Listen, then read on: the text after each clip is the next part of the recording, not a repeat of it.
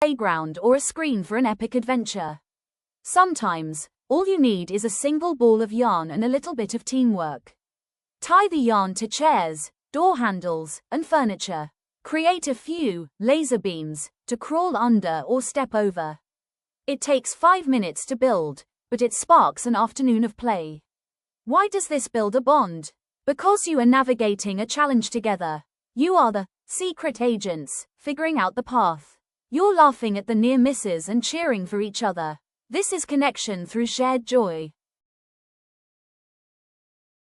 To make it more exciting, tie a small bell to the string.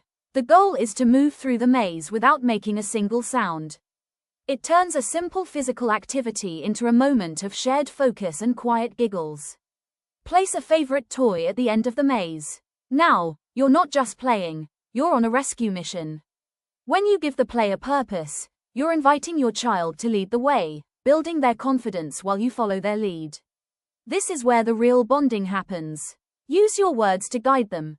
A little higher, or watch your foot. You are practicing communication in a way that feels like a game, not a lesson. When you reach the end, celebrate. A high five, a hug, or a victory dance. These small celebrations release dopamine and bond you closer together.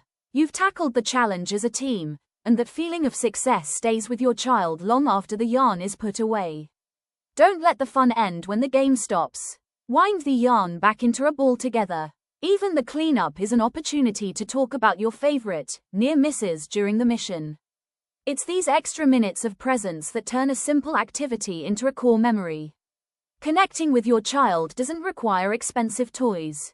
It just requires you, a bit of imagination, and a few minutes of your day.